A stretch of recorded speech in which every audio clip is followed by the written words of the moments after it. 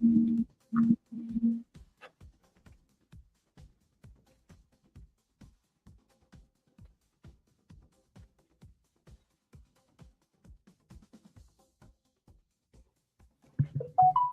going on, everyone? Welcome to Billy Goat Tales. Thank you for being here. We appreciate you all. Got to turn up the music a little bit, have some fun. Tales, thank you for being here. Let's go around the room. What's going on, Biomex? Good to see you. What's going on, Crypto Billy? Redman, good to see you, brother. Happy Sunday to everybody out there. I see all my friends in the chat. What's up, y'all? Hola. We have Jimmy Jim. Hola. Hola. What's going on, everyone? Cluck Cluck Polio, good to see you, brother. Cluckety cluck, how's everything going? It's going good, man. Going good. And Dave Digital, what's going on? Let's go. Well, we have Crypto Princess on the stage already. That's awesome. Good to see you. Hi everyone. How are you? Good. Doing How are you good. doing? Is my mic working okay? Yeah, it's pretty loud. We can hear I you can loud hear and it just clear. fine. Yeah. Okay, awesome. Your nails Yeah. are beautiful. Sorry? Your nails are amazing. Oh, my nails. Yeah, I get them done every week. They're amazing. I get mine done every week too. I know. Let's say hi to chat before we kick off and get into some Crypto Princess talk. Jesse, good to see you. Pole Man's in the house. Good to see you, Pole Man. Andrea, good to see you. Band-Aid, what's going on, Band-Aid? Good to see you, brother. Thanks for stopping in. Rusty Bot, Jay Violet, hello. Jesse, good to see you. Craig, good to see you, man. Mike Vollmer's in the house. What's going on, Mike? Thanks for stopping in. Darren does things. Always good to see you. We'll send this link out over in a little bit here, Darren. Who else we got? DJ and Brian. Good to see you, man. Thanks for stopping in, everybody. So we have a guest today. We have a special guest today. She's helped. She's a Giver's Gain person. She's helped us out. She's helped a lot of us out, like Army Piper and Alex O Crypto, which I'm sure they'll be popping in here in a little bit. She's getting the word out about crypto creators, and she's a creator herself. So I want to introduce her. Welcome to the stage, Crypto Princess. Good to see you. Hi, good to see you too. Thank you for having me. I'm honored being up here with all of you. I do sometimes lurk on your live streams. I'm not very active though. But yeah, I highly respect everyone on the stage, and I love this channel as well. So thank you so much for having me. So, we're pretty laid back. We're pretty loose. It's not like this rigid format or anything. We want, number one, our people to really hear about our topics and our guests, and to get to know you and get to know whoever we have up here a little more in an intimate way. So we just like to go through it. So tell us a little bit about yourself. Start with your crypto journey. Like, when did you get into crypto? What gave you the bug? Okay, so with me, it's been a couple of years. It's been 2 or 3 years now. I own my own business in London, and I have a decent property portfolio. I had my new car, had all of these things. And what I was noticing was I was just literally just spending all my money on junk, quite frankly. And I just kind of got into crypto. I'm not entirely sure how I actually got into crypto, but I did read the Bitcoin Standard. And once I read the Bitcoin Standard, which for anyone who hasn't read it, it is very difficult to read. It's very, very, very boring to start off with, but you have to go through all of that to understand what Bitcoin really is.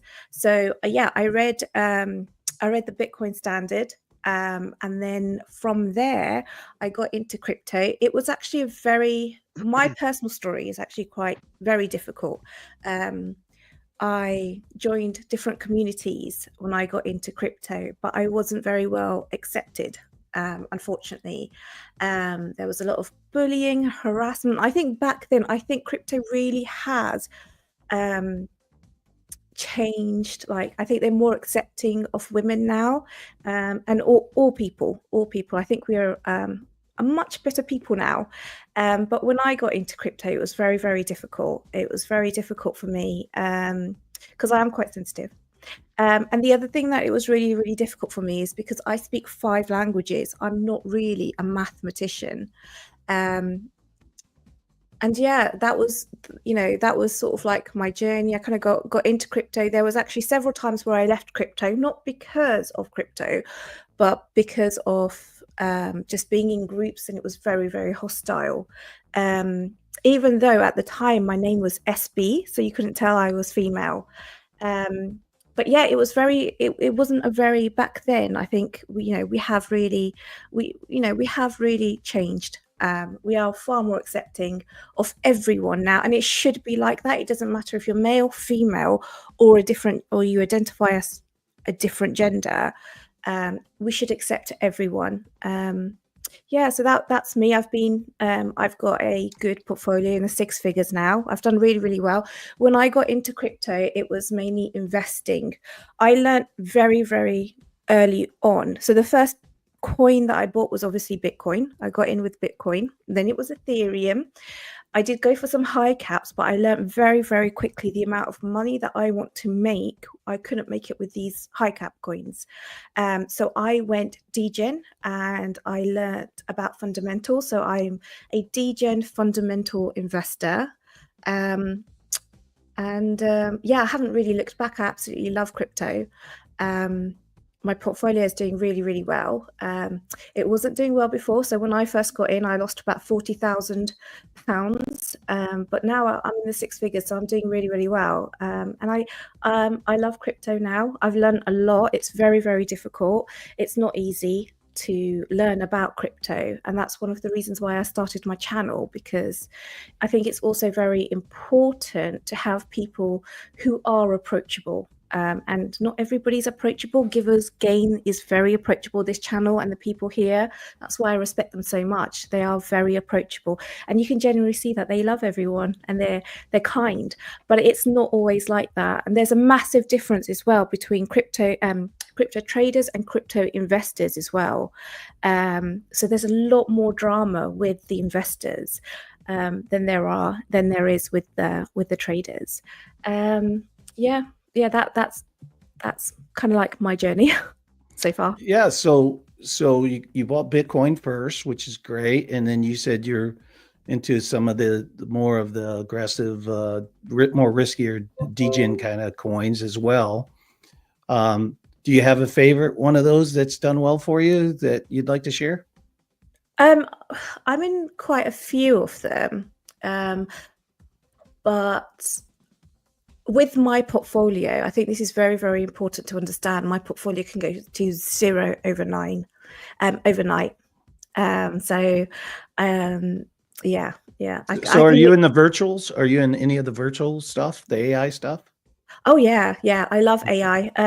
So I'm into utilities mainly. So AI, real world assets, things like that.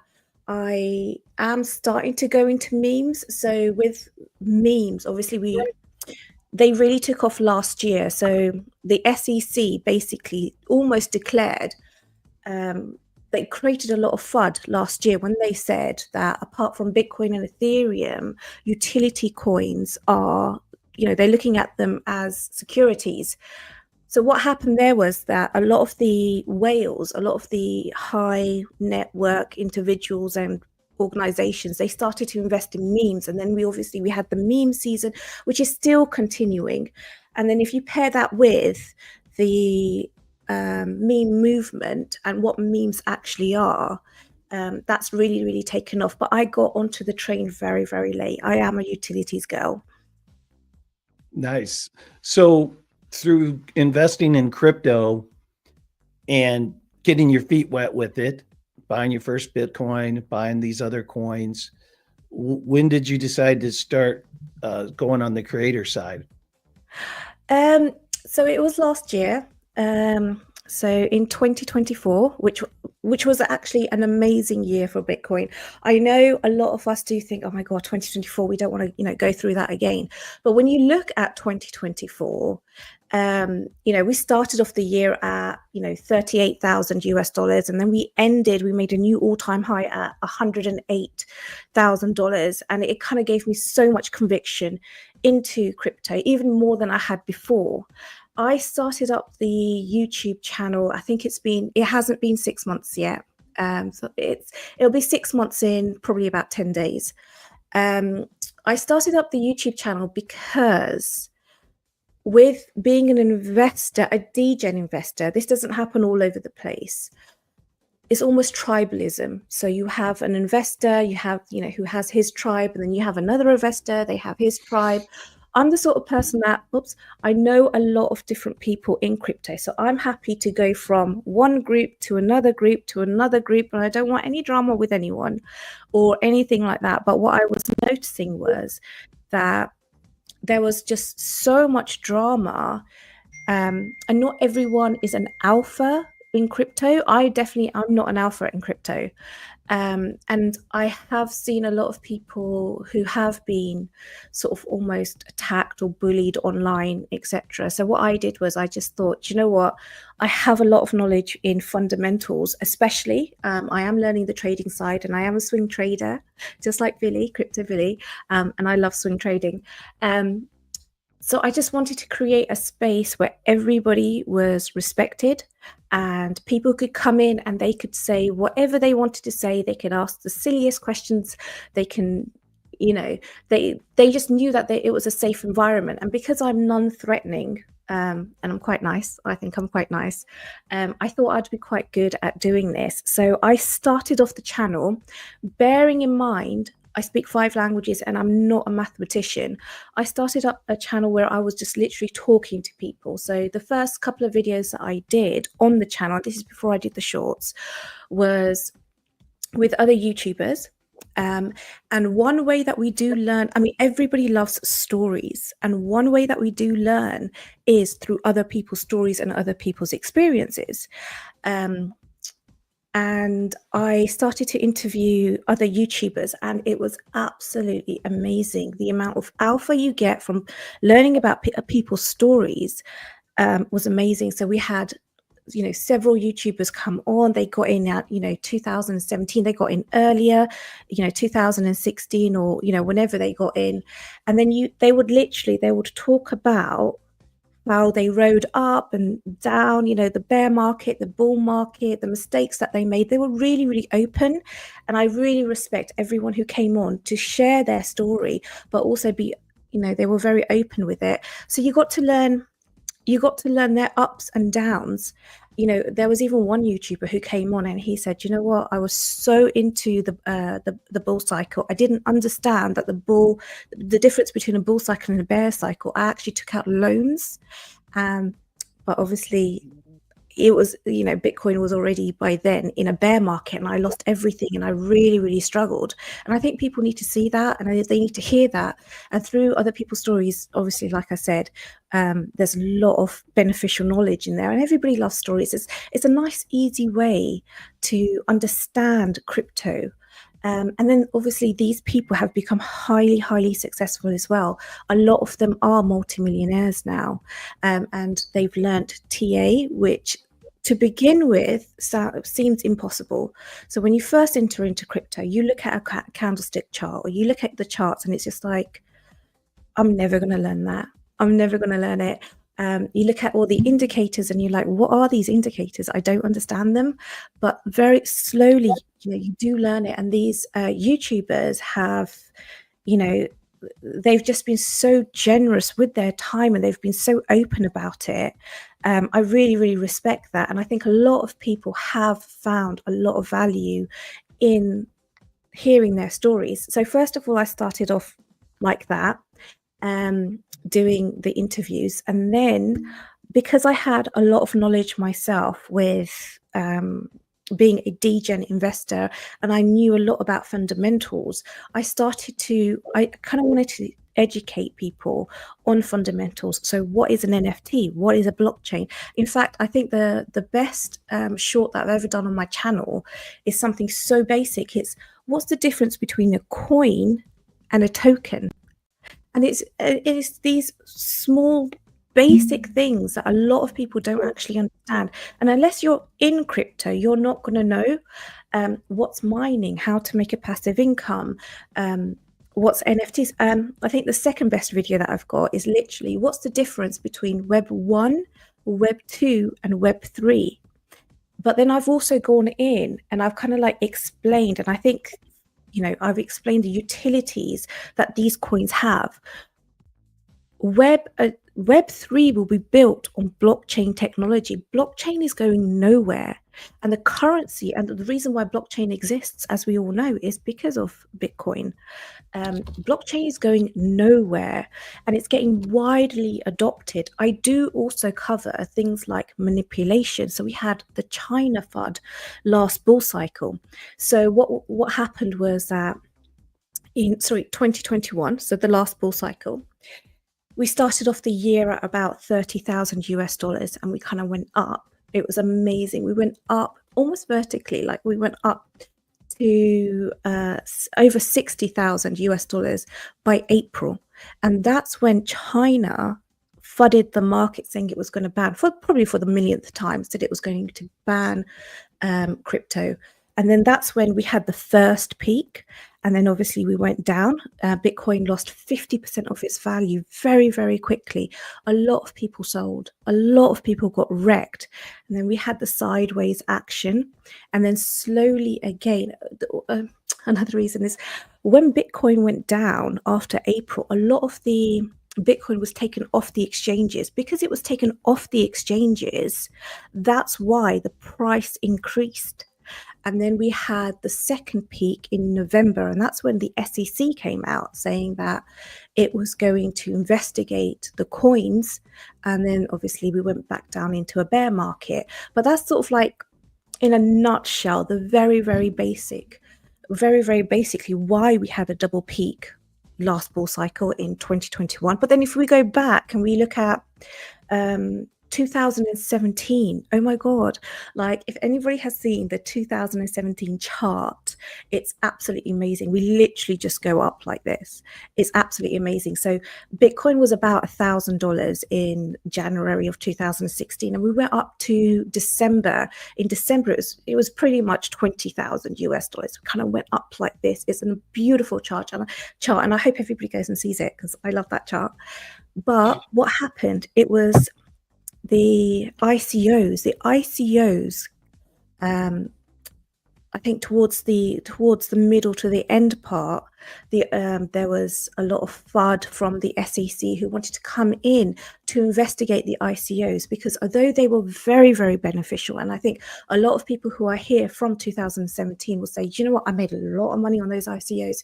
Yes, of course you did, because they were very, very beneficial and they were very good for the space. But this is something that happens not just in crypto, but in other places as well, that bad characters come in. So a lot of the ICOs turned out to be scams. So, well, not a lot of them, but a large amount turned out to be scams. And then we also had very poor projects. And then that's obviously when the SEC stepped in. And then obviously we went back into a bear market. So every cycle. And then if you go back to 2013, there was Bitcoin actually had two surges. But I like to talk about these things, and I like to talk about, I cover history, why things happened, what the technology is, what is a blockchain, what are, proof of work, proof of stake, proof of history, all the rest of it, why what gives value to these coins. And I think when people listen to the shorts and they can educate themselves just by watching a short, I try to get one out every single day, and they are really, really taking off. But it's just a nice way to learn, because what you don't always have is you don't always have the time. And you've got a family at home, or you've got to work, we've all got to pay bills. So it's not always that we have like an hour 3 or 4 times a week to learn about crypto. And then sorry, I'm so sorry, I feel like I'm taking up so much time. So just very quick, I've just started another series on the channel. So I'm still doing the stories, which everybody loves stories, and I'm still doing the educational part, but very recently, I've only had 2 videos out on this. I'm doing Crypto Insider. Now, Crypto Insider is literally having very successful YouTubers. So again, we've got investors and we've got traders coming onto the show, and they give their alpha. So one thing that I was noticing was that obviously not everyone has time to go and, you know, listening to everyone's live stream, and the YouTuber can't give all its all their alpha in one live stream. So what I do now is that I do Crypto Insider. So YouTubers will come on and they will give their views on the market, what's happening at the time and what they think is going to happen. So you get a huge amount of alpha. In fact, I've actually got one comment today on the channel, and they said it was one of the best videos that they said it was the best video that they've ever seen. And there's a lot of alpha in that video. It was one of the Crypto Insider videos. So that's literally the channel. I'm really, really proud of the channel, actually. Yeah, it's my baby, and I really hope it helps other people. Oh, I'm sure it will. I mean, you're doing a bang up job. It's just a great job. And your whole personality of fits the giver's gain mantra and pathway. And I'm glad through Army Piper and Alex O and our group of crypto folks that we were able to find you and you could find us. So, but I'm going to kick it around the horn here and see if these other guys have some questions for you while we have you. I definitely had a question for you, Crypto Yeah. Princess. So you had mentioned you had kind of like standards for these low caps. You said degen, we could say low caps, and kind of means the same thing. So what are some of the things that you look for? What are some of the criteria that you need to say, hey, you know what, I'm going to take a stab at this? Okay, so first of all, I personally don't call coins at the moment. It's not something that I'm looking to do. So with crypto always runs on narratives, and this is something that I've actually got on the shorts as well. So crypto runs on narratives. So you would see that in the early part of last year, BlackRock put 500 million US dollars onto Ethereum for the RWA narrative. And I spoke about that, and I said, look, this is the day that they put it on, and the same day, or as soon as they made the announcement, these different coins went up. So narratives are very, very important in crypto.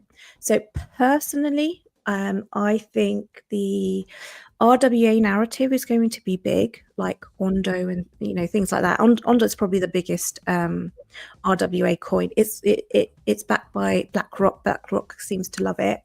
RWA narrative, the RWA narrative will do well. More than that, I think it's the AI narrative. And then after that, it's the meme narrative. Now we'll see what happens with memes going forward. The only reason why I say that is because a lot of high net investors went into memes when the SEC said, anything which utility could possibly be a security. So they started to put their money into memes. Now that we've got a pro-crypto president and he's going to have his pro-crypto gang in the administration, we'll see if they come back into utility coins. It's just one of those things. If we'd all bought Farcoin, we'd all be millionaires by now. And it's not something, I was thinking of, but memes, I do think that they will be a narrative this bull cycle. I think that narrative will continue. Also, the other thing with memes is the meme movement. Now that this is a new thing. So with memes, you'd probably notice this, that with memes, it's they're normally based off social media hype, or a news event or something would happen, and they're based off that. So they are really quite, a lot of them, not all of them, a lot of them are very sharp, quick coins, maybe around for a couple of months. Memes are notorious for being pump and dumps. So you've got to be very, very careful with memes. However, if you pick the right meme, you've made it big. You've made it so big, such as, I hate to say it, but such as Farcoin. We would all have been millionaires if we'd have put a couple of $1,000 US into Farcoin. so I'm going to go heavy into memes. There is order in the chaos when you look at memes. So it is, what are the social trends that are going to go, that are running at the moment, and who's backing the coin. With memes, it's literally high. Not all memes, don't get me wrong, a lot of memes. Bearing in mind there's over 50,000 memes created every single day. Most of them are abandoned. A lot of them, a huge amount, are poor projects. But the ones that make it, they can make it big. They can reach billion-dollar market caps. Now, I don't know, because I haven't checked, I don't know what the market cap of Dogecoin was, but I do remember somebody saying that it was more than a couple of airline companies put together, which was quite shocking. I think it was 55 billion the last time I checked, which is a huge amount. They had a higher market cap than Ford Motor Company. Well, there 56 you billion. go. And what is it? At the end of the day, Dogecoin is open source code. It was actually, Dogecoin was put together in 2 hours, and it's just a JPEG. So yeah, but this is it. This is also another thing. A lot of people like memes because it evens out the playing field with average Joe and institutions, because a lot of people in Wall Street still don't understand memes. I mean, I'm in crypto. I do get memes, but I find it very difficult to pick a really good meme. But yeah, sorry, going back to your question, it would be things like the narrative that the coin is in, which is very, very important, hugely important. I can't even tell you how important that is. I can go into that, but I'm not going to. It will be the team that's behind it. It's so important to have these teams' docs. It will be the partnerships of the coins. It would be, the partnership of the coins, definitely the utility of the coin, how many other coins it's competing with. And then obviously the, what exchanges, etc. it's listed on. The vesting schedule is very, very important. We need to have a fair vesting schedule. You don't want to have one that just goes off a cliff or anything like that. So yeah, there are plenty of things that you do look for when you are a degen investor. But saying that, I do want to be fair, and I do also want to say that even high cap projects, even coins and projects that we think are fundamentally strong, this is crypto, even coins that we think are fundamentally wrong can go to zero overnight for what seems like almost no reason. So yeah. I mean, to be fair, I did get into crypto for the money. I got into crypto for the money, but I'm staying in crypto, 1, for the money, but 2, I love the technology. I can't get enough of it. I love the technology, but also the spirit, especially the spirit of Bitcoin. It's leveling out, or it was leveling out the playing field, whether, Bitcoin's getting, really overpriced. I mean, I have my views on institutionals coming in. I just think they're a necessary evil, but we can't stop it. I just wish I had more time to accumulate a lot more Bitcoin, because I love Bitcoin so much. So Poyo, did she answer that question for you? Yeah. I mean, like I said, I some of the stuff I'd like to go deeper, but I know we got a lot to talk about. But yeah, I appreciate the answer. I mean, that it makes sense. I just kind of more want to see how you're how you're finding the VCs and the people who are investing in the newer tokens, or what are the platforms that you're looking on that might not be the Google searches and stuff like that. Yeah. Sorry. With me, I'm not calling projects at the moment. So with my community, I have made it absolutely clear that I am a high risk degen investor. It is my first cycle. I am very, very fortunate, and I can't say this for everyone. I'm very, very fortunate that I do have my own business and I do have a property portfolio. The house that I'm living in it has been paid off. I do have my car. I worked really hard for all of those things. I really, really did. Nothing was handed to me at all. I work 14 hours a day, just literally just on my business. And then on top of that, I do all my crypto stuff. So I do want to say that I know how difficult it is for everyone. Everyone is struggling now. Everyone is struggling. I think the economy and everything, I don't think it's improving, unfortunately. And what I don't want to do is I don't want to call coins. I don't want to call coins because it will break my heart if anybody lost money because of me. No, I totally understand that. And like I said, I wasn't asking you to just shill a coin. I was asking you, like, with some of the process that you do to find the research to say, okay, I like this project, which was, I got that from some of the things that you had mentioned for sure.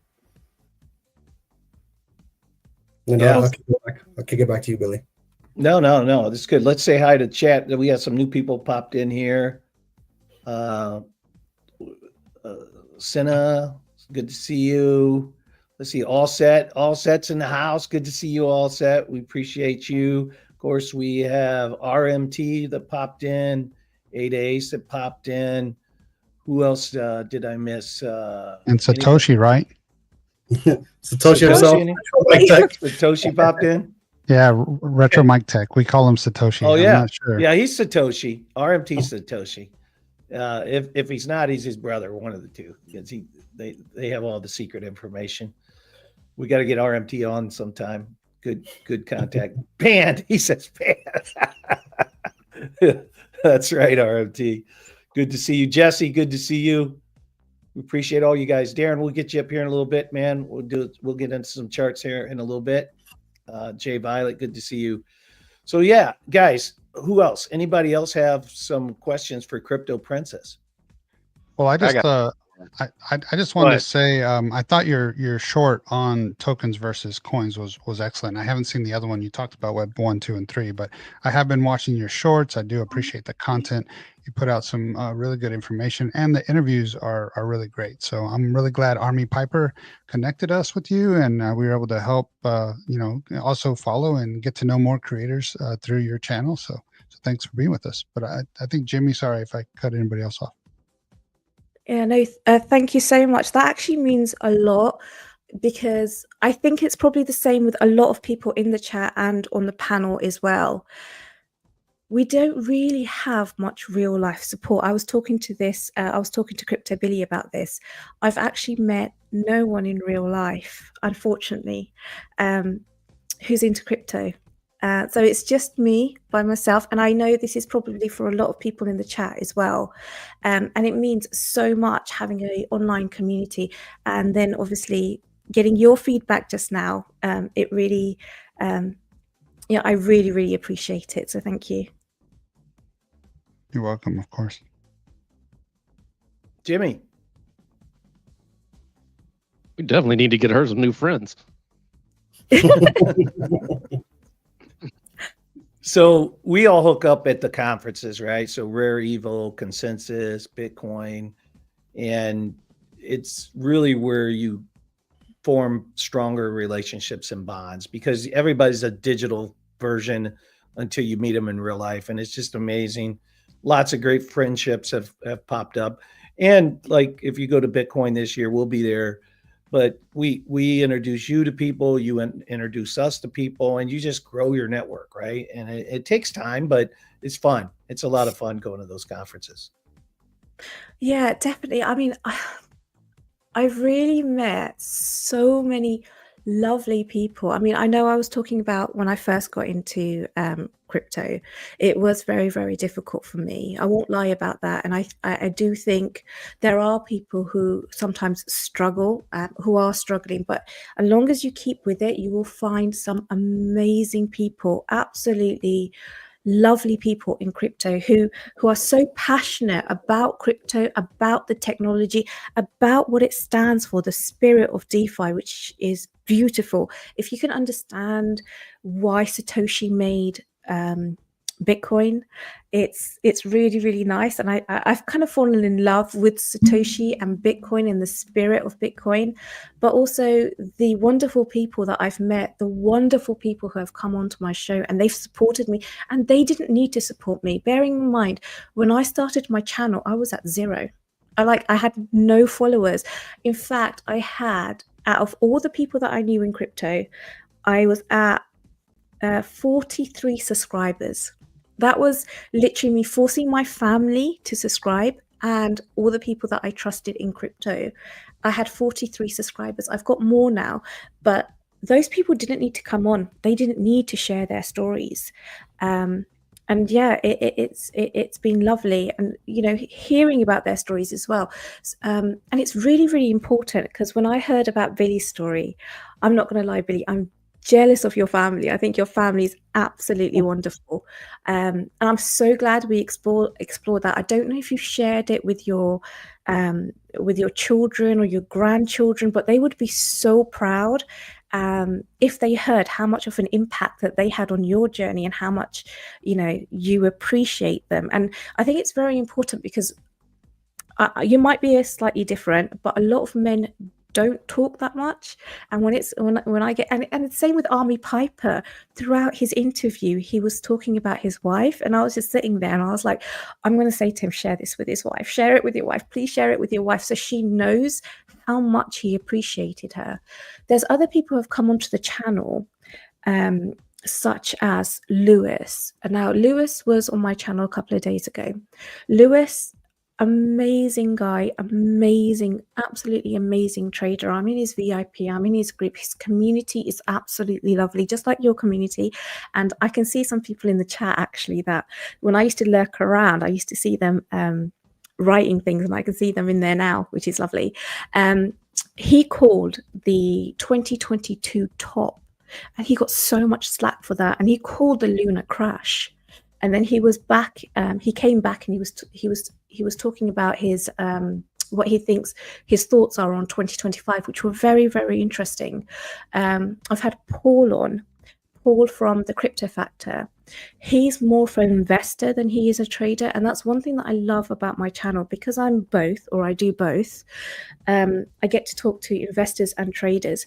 Paul had a very difficult time when he entered into crypto as well. He was actually struck down by cancer 3 times, and he lost his mother, his father, and his sister to cancer. And he was doing, and crypto literally just saved his life. It helped him out. Crypto helped him out financially. He's in a very good place right now. Paul's called multiple tops, and he's called multiple bottoms. And he's very, very good. He's definitely someone to follow, just to check up on every now and again, because when you find these people, these special gems, these special people who have in the past called the tops, called the bottoms, and they've got slack for it, but they don't care.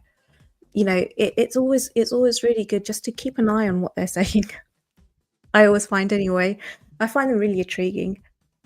Yeah, there's a wealth of information in this space, and it's just being able to connect to the right people that have the right mindset that will help you travel through this space. And it sometimes can be difficult, especially like your story in the beginning. There's a lot of degens out there. There's a lot of people in it just pump and dump, wrong reasons. But then there's also some really good people. And that's what we're trying to do at Billy Goat Tales. But we say we don't want any takers, 0 takers. If you're a giver, because we know in life, 2 givers that are in it for each other, want to help each other, you can go far. You can do a lot. You get a giver matched up with a taker, they will rob you blind every time. They just don't care about anybody but themselves.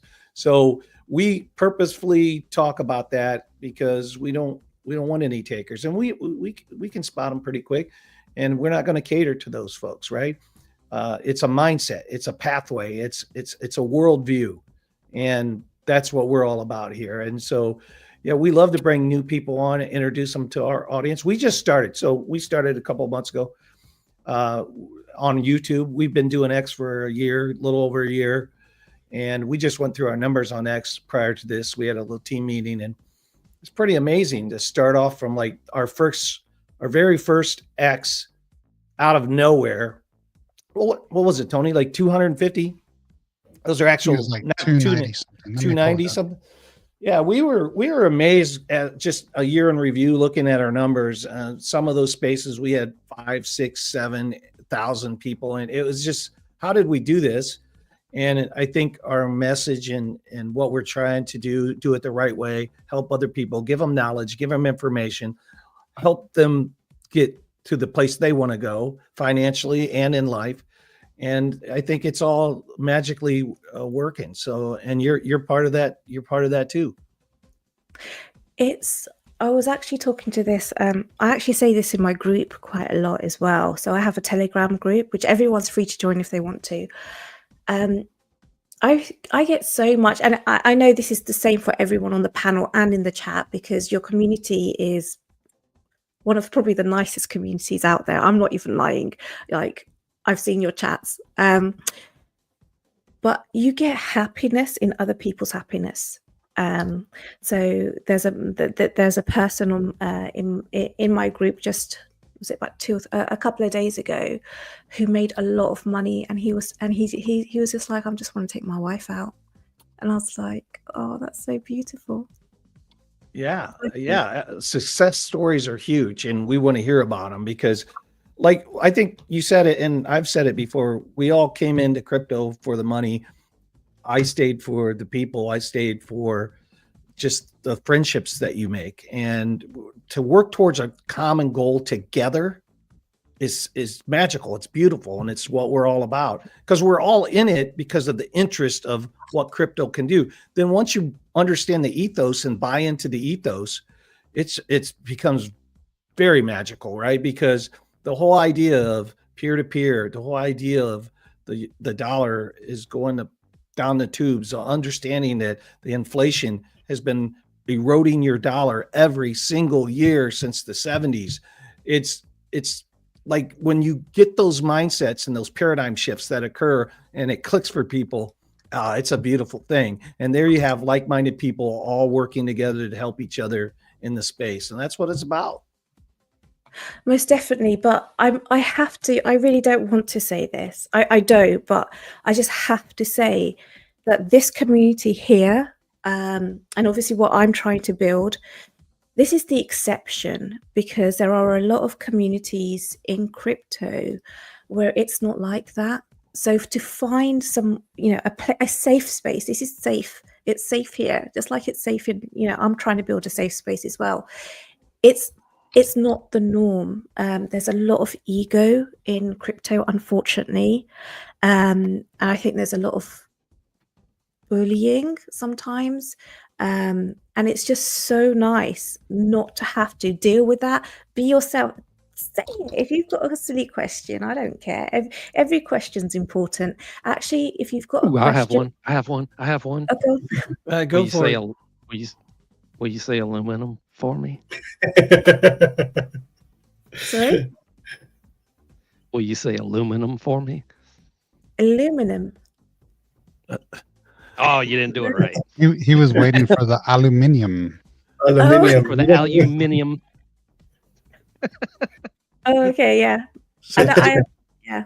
So Sorry, Jimmy, is my accent a bit? Is it too strong, or is it No, okay? not strong. Not at all. Jimmy and Dave the first time I hear the are accent. That's the first thing I want to ask someone, Jimmy and Dave are because I love it. our class clowns. They're the ones that bring the humor to Billy Goat Tales, because they ask some great questions that inspire laughter. And it's so needed. It really is, because I think crypto can be really stressful, especially if you don't have. It's a lot of people. When you don't have a lot of money that you can put into crypto, because you have to manage your risk as well. Crypto is very, very stressful, and that's one thing that I really respect. So before I got into crypto, I respected men. So I'm Asian, so men have their place, women have their place, and men are meant to be respected, etc. But when I came into crypto, and I've seen people struggle, because it is still a male-dominated place, and that they're struggling for their wife, that they're struggling for, to help their parents out. Some of these people just want to help pay off their parents' mortgage. You know that they're there for their families. And I know that they're probably getting a little bit of slack from home, from their girlfriends, from their wives, saying, oh, what are you doing with this crypto thing? You're going to put our hard money into that. And then obviously the market goes up and down, and it's really, really stressful. So yeah, you really do need the humor as well. And I must admit, I can honestly say I've never, ever respected men more than I do now in my life, because I've seen them struggle. Yeah, I really have a lot. Like I said, and this goes for women as well. So I do apologize if there's any ladies out there. And it's exactly the same for women, but you kind of see it because it's such a male-dominated space. I see it a lot more with the men because there are so many more men out there. And I do feel like if women knew how much men struggled, because we don't, I tell you that we don't. I didn't understand it before I was in crypto, before I saw the sacrifices that they made. And then when you talk to them, it's just like, you know what, I just want to take my wife out. I just want to take my wife out. And I was like, oh my God, if she knew that, that's all you wanted to do, it was, she'd love you 10 times more. Yeah. No, there's secrets to having a strong relationship for sure. Another great Billy, another great woman in the crypto space, Amy Lives Crypto, just jumped in the chat. She's a friend of our channel. We've met her in person. And then of course, we also, Crypto Princess, we also know Miss Team Crypto, who's been part of our community. But Amy, welcome. Amazing. Hello. And Jenna X too. Jenna X been on our show on our Twitter X space. So yeah, Amy. We met Amy. We love Amy. She's been like in stealth here lately, or we've maybe been in stealth. I don't know, Amy, but she's great, wonderful person, down to earth, original, authentic, just someone that I just connected with right away. So yeah, you guys, have you met Amy yet? I do apologize. I haven't. Has Amy got has she got a channel? Yeah. I'm subscribing to that as soon as I can. So as soon as I get off here, you'll see one more subscriber. I'd love to support Amy. And I'm sure she's wonderful because obviously, I'm sure she's wonderful. And I'd love to support her. Yeah. I'm definitely. And Princess, we get paid on the subscription, so we appreciate it. Billy, send Amy our crypto address, please. That's Jimmy's humor again. Good. Who jumped in? Somebody had a question? No. I just wanted to reiterate that one of the best mods in the biz is a female. Her name is Alexandra G. She's not in here now, but I was looking for Alexandra G. I really was. She commented on my channel, and sometimes I am very much a lurker. I'm very much a lurker. She's always honest. She's so kind to everyone, and I bet you she's the glue that's keeping you all together because she seems so on point. She seems so organized. She seems so nice. I do love her, and I always call her beautiful because I think she's so pretty as well. And she is just I think she's AI. She's everywhere. She's everywhere. And she is so proactive. She's so helpful. She's just a wonderful, wonderful person. She's one person that I have not met yet in real life, but I'm going to for sure. And we also have Andrea too. We got to show some love to good old Andrea. Our mod Andrea, she's a workhorse. She gets stuff done behind the scenes like crazy for us. I mean, I can't keep up with her. She's like 6 miles ahead of me every time. So yeah, she's awesome. Sounds like my kind of woman. I love you. Well, listen, thank you for coming on the show. You're welcome to hang out with us. We're going into some other topics and things. You can pop out if you need to, jump in chat, whatever you'd like to do. We're just gonna move on to some other things we did. Billy, I got a couple questions for her. I'm sorry, Red. Go ahead, buddy. I didn't mean to cut you short, bro. First of all, thank you for coming on, Crypto Princess. Awesome. I love to see people come on, especially women who are empowered by the knowledge of crypto. It's awesome. It's good to see. Andy, my good friend in chat, will attest to. I love talking to her about crypto, and she has great take great takes as well. Two things. Did you say you were from UK? I'm sorry. I am. So I work in London. I just live a little bit outside of London, but yeah, I'm in the UK. How much do your crypto decisions come from taxes in the UK? Is taxes better or worse in the UK than the United States? So there's a new I'm not entirely sure, but there is, I think it's going to be something like 20%. Now I could be wrong. Okay. Which is a huge, massive amount. There are people the reason why I'm not getting too involved in this is because my sister lives in Dubai and I am hoping to move out there at some point this year. So I think, yeah, maybe a couple of people here in the chat, maybe on the channel, are going to Dubai, but it kind of seems like everybody wants to move to Dubai. I was actually talking about this to somebody today who's in my community, and he was like, yeah, we'll just meet up in Dubai. I do know a number of YouTubers who have left the UK and they have gone to Dubai. I don't know if any of you have been to Dubai, but it's a really nice place. It really is, if you like the city life, if that makes sense. Yeah. And then another thing too is I try to ask everybody is what's your exit plan for this bull run? What are you thinking? Okay, so I am a firm believer in the 4-year cycle. However, we have to note that altcoins and Bitcoin, they don't literally follow the same pattern. So last cycle, when we had in 2021, altcoins topped, not all of them, most altcoins topped before Bitcoin. So roundabout, not all of them, roundabout the first peak, most altcoins, they did top before Bitcoin. Now, because I've got most of my capital in altcoins, my exit plan is to be well out of the market. Now, there are a couple of things that I'm speaking to a number of people. The first is that we could potentially have another double top this year. Don't hold me to account for this. So basically, we're going to rally into the Trump's inauguration, maybe rally up a little bit more. For the summer, it might cool down a bit before we do the actual top. For me, I'm going to be out probably by May. I won't exit my entire bags. I'll exit enough to either start another 1 or 2 businesses, if that makes sense, because that's my plan. My plan is to get enough to secure a couple of other businesses, if that makes sense. With Bitcoin, the thing that I will say about Bitcoin is that you do have to be a little bit careful. Now, in the 2017 bull run, I believe Bitcoin topped and then the alts ran. So anything could happen. But one thing is for sure, the market always finds different ways to screw people over every single cycle. And I've worked really, really hard, as everyone else has.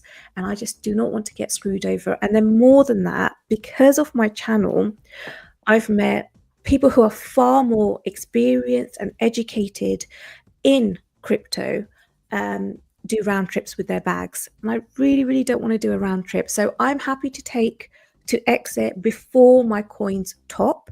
I will leave a little bit in there. But yeah, my exit plan is pretty much that. Exit early, leave some moon bags and ride it out. So, and I don't mean to cut you off, but you did say exit and round trip, and those are like trigger words in my mind. Because last bull run, I round trip ETH, so I thought ETH was going a little bit higher. I'm taking a different approach this time. This time, when I feel like I'm getting too greedy, I'm gonna get up off the computer and go do something else other than crypto. And so, Billy and I were talking last week about bags and exit strategies. So that's kind of why I wanted to ask you, because it sounds like you've been thinking about this far longer than I have. So I wanted to find out what your game plan was. Thank you for sharing that with us, and I appreciate you being on today. It's good to meet you, Crypto Princess. Thank you. It's really nice to meet you all as well. Just one other thing is I've actually done some shorts. Only one's been out at the moment. What I did do is I spent a lot of time going back and studying, obviously, the psychology of the market, but especially the mania phase. So we always, in every single market, we have the parabolic phase where we're going almost vertical. But then we have the mania phase. So I have researched the mania phase from in 2013, 2017, last year, the last bull cycle, 2021. So those shorts will be coming out on the channel as well. And so you'll see exactly what happened, how much it literally took off. Mania, trust me, mania is going to get everyone. It's going to get me. It's going to get you. I don't think anyone's immune to it, unfortunately. Yeah. The That's a great euphoria, answer. top of the site, euphoria. Yeah. Dave, did you have any questions? I didn't mean to cut you guys off when I was trying to wrap up there a little bit. Go ahead. Do you have anything, Dave? Not at the moment. Maybe if we get together again, we can go into a little bit more about your day to day, because you said you spend 15 hours a day on your network. So maybe we can go into a little bit more of that the next time that we have you on. That's actually for my business, about 14 hours a day, but I do have breaks in between, which I do my crypto stuff in. I'm not shy of working. I'm not shy. And everyone works really, really hard. I appreciate everyone, especially, like I said, now, I appreciate men a lot more than I did. And I think if women could see the struggle that I've seen them go through in crypto, and then bearing in mind, I'm only seeing the stuff that they're going through in crypto when their bags are like 50, 60, 70% down. And, all they want to do is help their women, help their wives, help their parents. Yeah. So yeah, but that's mainly my work. And then obviously I've got the channel on top, but I work 7 days a week. And the funny thing is, after this bull cycle, I want to open at least 2 more businesses. So I don't shy away from work. But yeah, if it's okay with you, Billy, I don't mind staying on, just to, because otherwise I'll just literally just be here, if that makes sense. Yeah, absolutely. You can stay on. There's no rush. We just have other things we'll get to, but yeah, and you can chime in, just be one of the panel. That's fine. And you can even look at the title. That's exactly what we'll be talking about here and there. So yeah, so let's start out. Let's pull up some of our and really, before we start, I just want to say bye to everybody. I had to skedaddle a little early today, so just want to show love to everybody. And thanks. All right, Toya. Thanks, Cluck. And Tony's probably got to leave too, right? It's 5 o'clock. Sure. Dave's on point. Yeah, Dave's on it today, man. Billy, do you mind if I share a little bit of a recap of our NFT mint that we've got? So I'm going to share on the screen. And so most of you already know the Billy Goat Tales that we recorded our first 30 X Spaces starting in November of last year. 2 years ago now, right? November 2 years ago through last June. And as Billy mentioned, we actually had 292 on our very first space where we talked about persistence, and then community was second, although they're flipped in the book. But right here, you can see the Billy Goat Tales website. And then I clicked on the NFT mint info to bring you here. If anybody is interested in getting a copy of that book, we have broken our 30 chapter book into 10 different sections. Excuse me, I didn't mean to do that. And then so each book cover will have 3 chapters assigned. So chapter 0 is in all of them. That's the preface. It kind of tells you a little bit about the project, how we came about using AI to help us to streamline the book, because we had over, altogether we had 21,628 speakers that came, or listeners. Speakers that came on. We had 172 unique speakers. So, of course, we had several guests that came on multiple times, but we had 21. I'm sorry, that number is actually listeners. So 21,628. We had 172 unique speakers that came on. Several came and visited us every week. We topped at the high amount, week 20 with Jason Brink from Gala Games, 7,317 listeners. When Charles Hoskinson happened to just jump in to our space on week 8 when we were talking about emotional intelligence, We had over 2,000. But here's where you can go. You can click on this button. It'll take you right to the Mint site. If you want to read the book, we created our own book reader, and I will share with you what that looks like here. And this is already logged in. You'll actually have to connect your wallet, your Cardano wallet, because once you buy the NFT, then you're token gated to be able to see whichever chapter you want to read. Of course, in this wallet, I have all the chapters because I purchased them, and I'm looking at the preface. But in the table of contents, you'll be able to see which book cover is in, which chapter is included in which book cover. So book cover 1 has the strength of community, the power of persistence, and fearless action. 3 has defining wealth, mastering emotions, embracing rarity. And then, of course, in the preface, it gives a little bit about the team. And then it has all our community links. And then I'm going to go to chapter 15 because Crypto Princess brought up the Bitcoin standard, and we did a review of the Bitcoin standard just as a space to talk about it with a community. We read it ourselves, and then we had a discussion with the community about that book. So what a great resource that you mentioned earlier. We really felt that was important to do as well. I think we had overall about 5 book reviews.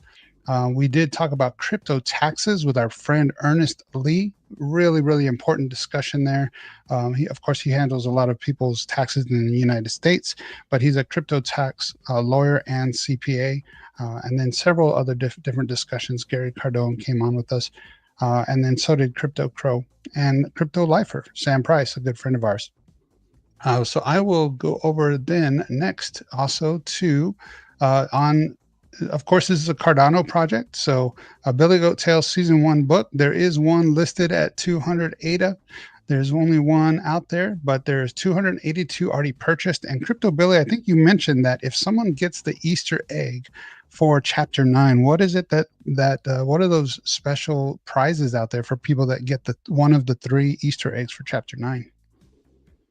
So what we're going to do, well, first of all, we just took a snapshot just as a little reward. Whoever had the most Billy Goat Tales NFTs received the Golden Goat Award, and that winner was none other than our friend Army Piper, which I think he had over 40 at the time when we looked.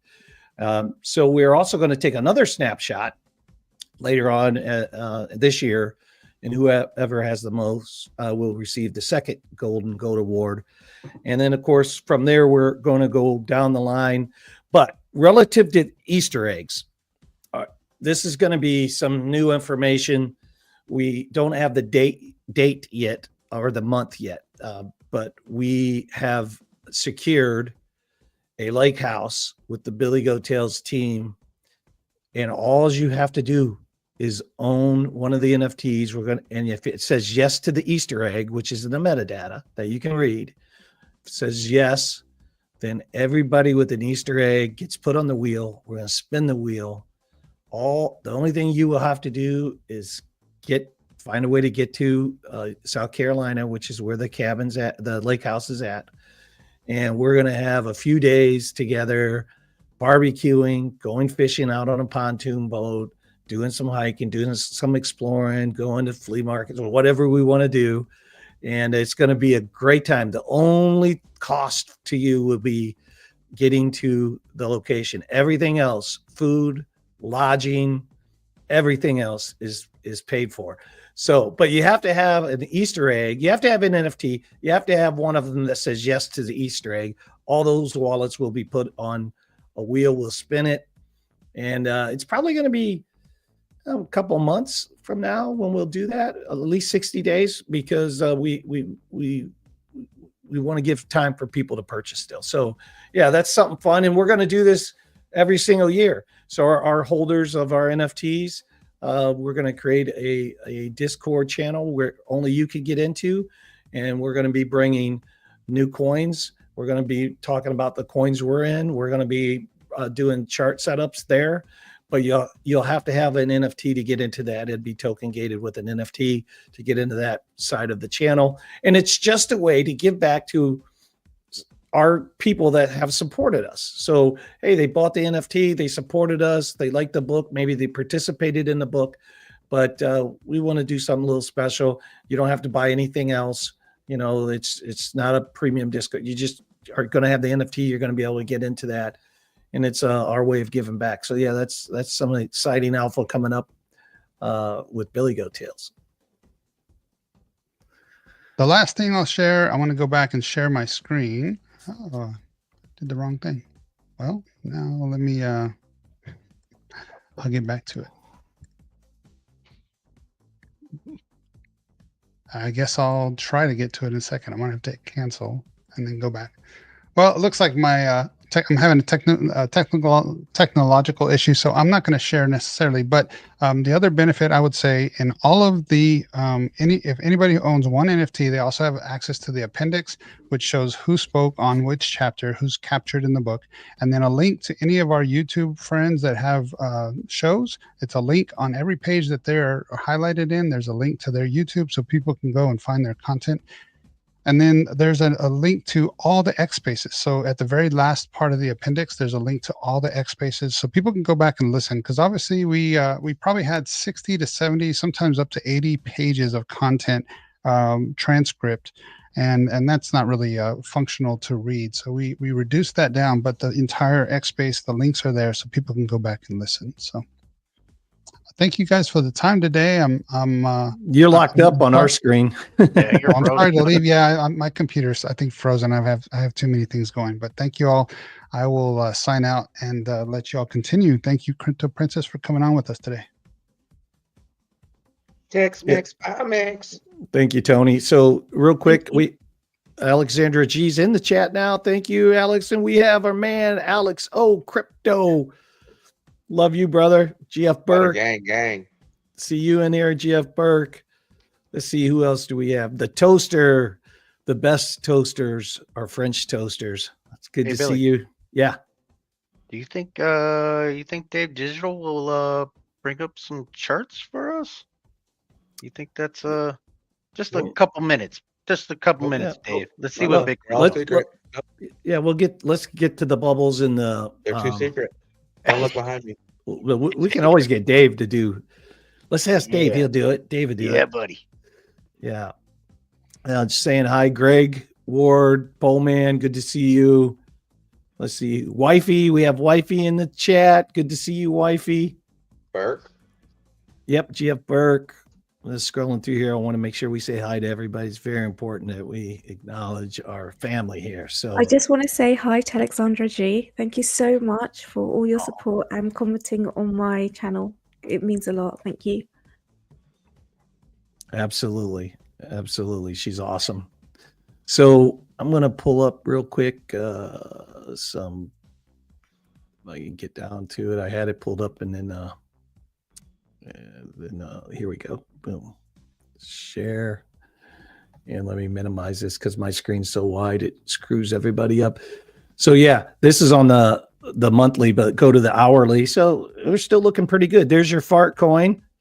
I guess the next big one that they're talking about is I'm going to say this wrong, but I think it's like butt coin or butthole coin or something. I was like, what? There you go. It's definitely going to total. They made that to embarrass you. Yeah, to say it right. And then on the day, not too bad overall. Injective looking good, FET looking good, LTC looking good, Litecoins looking good there, Move, SPX all looking good. We do have the fart coin pullback though, and we do have a virtual pullback, which I sold my virtual two days ago. I thought we were a little toppy. I felt like it really ran hard when the market had kind of pulled back. I felt like it just kept running. Although I still have like 100 of those left because I need it for the AI stuff we're doing. Weekly looks really good. And of course we know the yearly is always good, right? So in a bull run, right? So there's the crypto bubbles. Let me stop sharing here real quick. And we will come over here to let's go to the coin market cap real quick. I have so many tabs open when I'm trying to scroll down to see all this stuff. Gets a little confusing. Let me minimize it over here. Fear and greed, 61. Isn't that amazing? I mean, we were in the 80s and we're back down to 61. I think we got a little below that originally as well. Watch dominance because, if we really want the alts to run, that dominance has to keep coming down. It's at 55.71 right now, which we'll see what happens. I keep my eye on the dominance. Of course, Bitcoin right now, 98,600. Think about that, 98,600. That's just so amazing to me. Ethereum, 3,600. 3,600 XRP, $2.40 for the XRP army, which is great. Jeff, guess what Tether's at? 137 billion for Tether. Solana, backing down a little bit. BNB is just always strong, man. It seems like when a lot of the other coins are pulling back, BNB still continues to Billy, to what's do gonna well. happen to Tether when all the European markets drop Tether? I don't know. There's still such a big use case for it. I don't know. I don't know what will happen. We'll be riding that wave ourselves, right? Mhm. Look at Cardano, $1.10 again. Love that. Love to see Cardano at $1.10. Sui doing some damage, 29.55% and on the 7-day. Chainlink, 13% on the 7-day. We got some movers, guys. Look at Polkadot. My man Polkadot, 12.86%, almost 13% on the 7-day. HBAR, another great one, almost 9.5%, almost 10%. Uniswap. Keep your eye on Uniswap. ETH runs, Uniswap's going to run 18.36%. Of course, Pepe doing good. So we got some good movement in the crypto space right now. Always like to go over that with everybody. Let me get off this thing here real quick. Boom, there we go. So go ahead. And that's why one of the reasons why you need to have, obviously for investors, but also swing traders, etc. You need to be in a position before it starts to run, because when Bitcoin or the alts, they start to run, they run quickly, and there's no point chasing green candles because that's how people get wrecked. So we had all this period where alts were, even now they're at an amazing discount, but we had all this period where a lot of people could have bought, but they didn't. And then now it's just gone up. I've had people in my community as well. Should I sell near, or should I, do this? Should I do that? Well, the time to do that was before it does a runner. When you chase green candles, that's when you get into difficulties. But obviously it's different with traders. And that's why it's the most beautiful thing is now for me now is because I see investors and traders, you'd be surprised that there's not really any investors that are bearish. There were quite a lot of traders who were bearish. I don't know if they're still bearish now, but there were, because obviously we're still underneath, the head and shoulders that the Bitcoin had done. So technically, Bitcoin is still technically bearish. But, I think the dominance is dropping, etc. But it's so important to be in the coins beforehand. Well, the market structure is still bullish, but Yes. some of the pullbacks and stuff, dependent on the timeline. When in doubt, zoom out. Yeah, you'll see where you need to sell. Blocky, I hope you didn't leave, man. I don't think I shouted you out. Good to see you, brother. It's always great to see you. And I think you said something about, you said, yes, I may be live, so check it out. So drop it in the chat, brother. We love to share out creators. Blocky, dude, I didn't even know you had your channel, man. So share it out. We will absolutely share it out for you. So that's awesome. Blocky is a military vet. Got to know him a little bit through a space that he held for veterans on Veterans Day, and it was really cool. It had a lot of good people in there. It was great. You got it, Blocky. No problem. Where'd Dave go? Dave slithered out of here, did he? You started. I don't know where he went. You started talking about putting a chart up, and next thing you know, Dave. Yeah, he left it up for us. We're supposed to decipher that for ourselves. Yeah, well, we could, right? We could. So let's while we're waiting on that, we also have Darren does things. Darren, did somebody send you the link? Let me hear. Copy. I don't know if anybody sent Darren the link, so I'll make sure that there you go, Darren. I just put it in the chat. Feel free to jump in. And let's talk about this Robinhood. This is interesting. Let me let me share this. This is really interesting. I found this. I'm glad Dave Digital found this title. Where are we at here? Give me 1 second.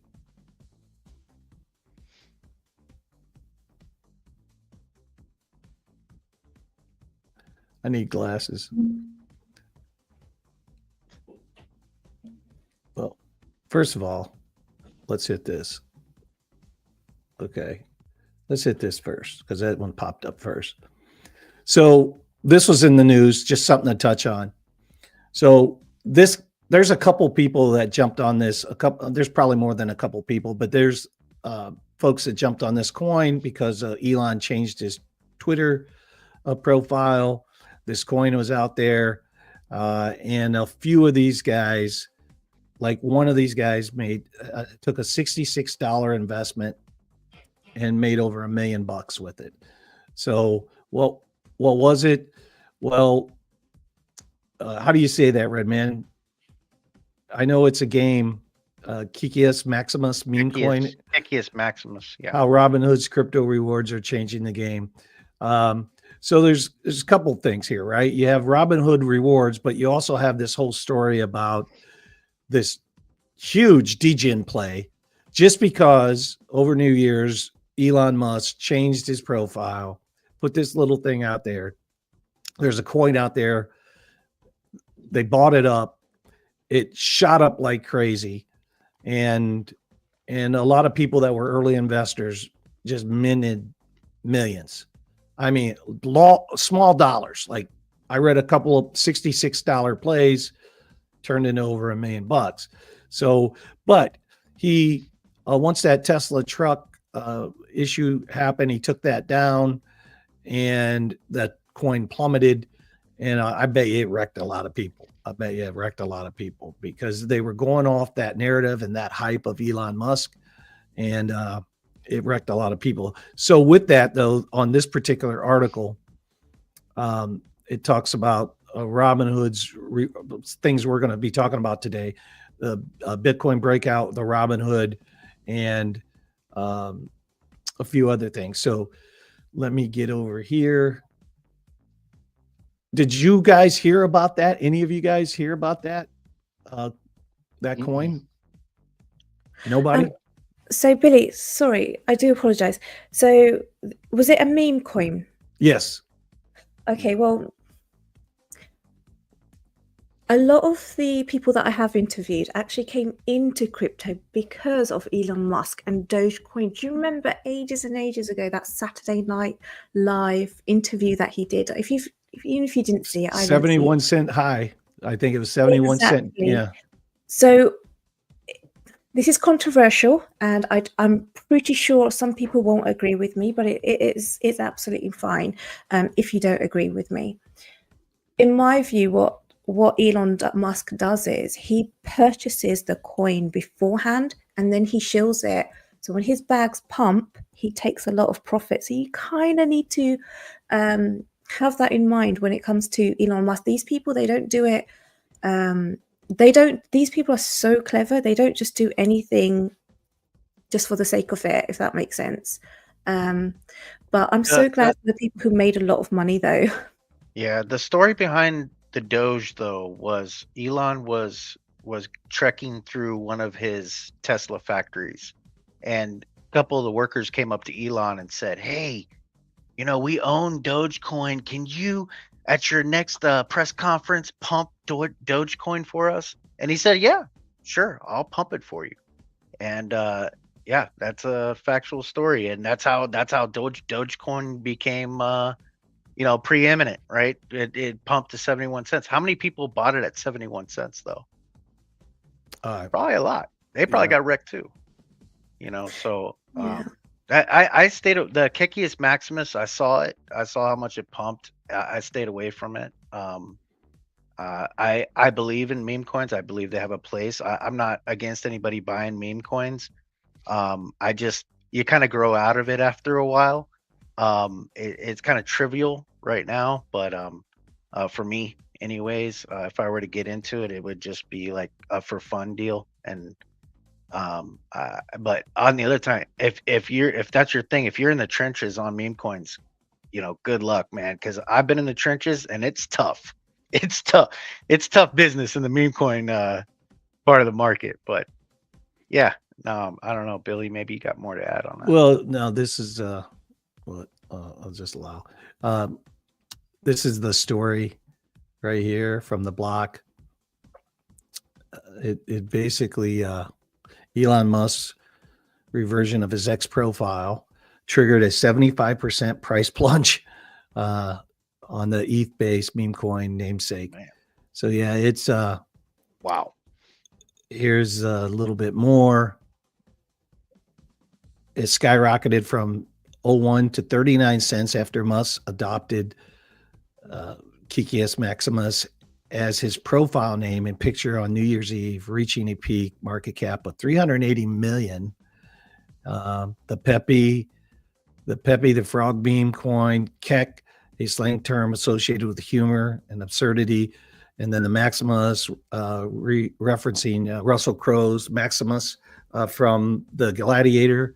Musk didn't explain the change, but teased it earlier in the post, stating that Kekius Maximus will soon reach level 80 in hardcore PoE, referencing a video game that he likes to play.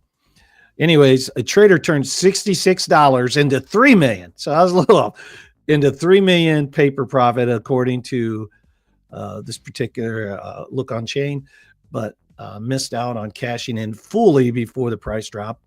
However, another lucky trader was quicker to respond, realizing 2.3 million, according to the analytics. So yeah, you talk about a fast moving log, Red. I mean, that's a fast moving log right there, right? So Yep. It's all these things out there that you would never see in a normal stock market or in the traditional finance that you see in crypto. Is just kind of crazy, right? You got to get in, get out. It's Get not in and like- get out. But also,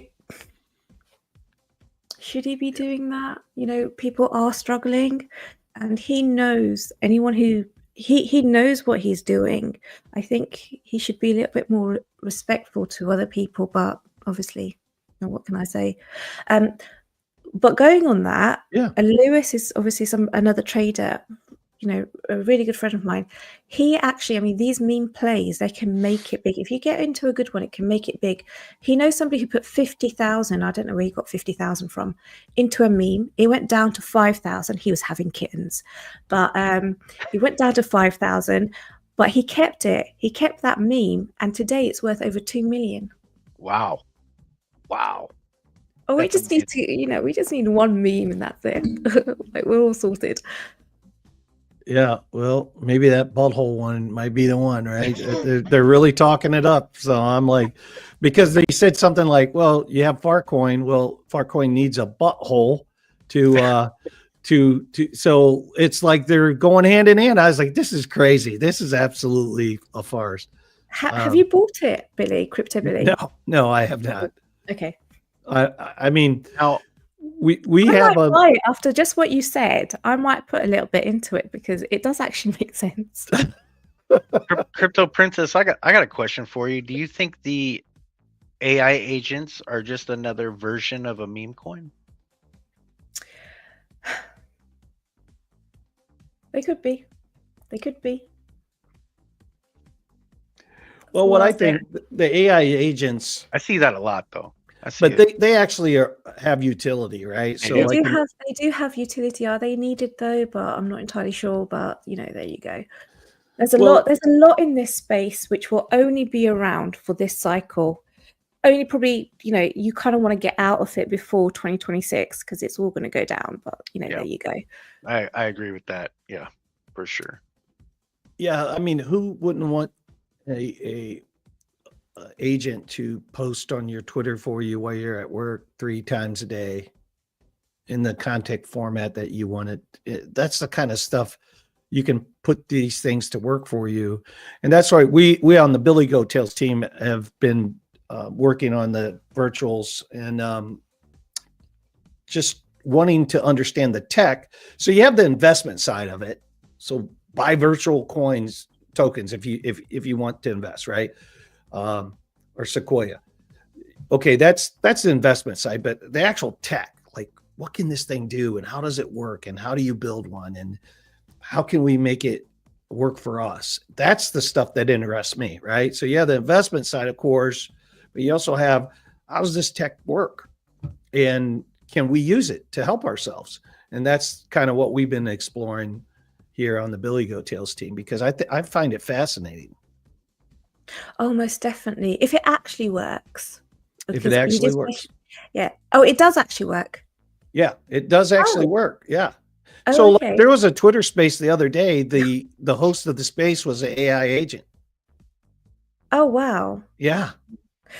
I mean, these engineers are coming up with like, It's I all think I'm a bit AI. of a dinosaur though. I feel like sometimes I just feel like tech's left me behind because that just seems futuristic to me. But I'm so glad it works because it will make everyone's life easier. If you feel like a dinosaur, what does that make me?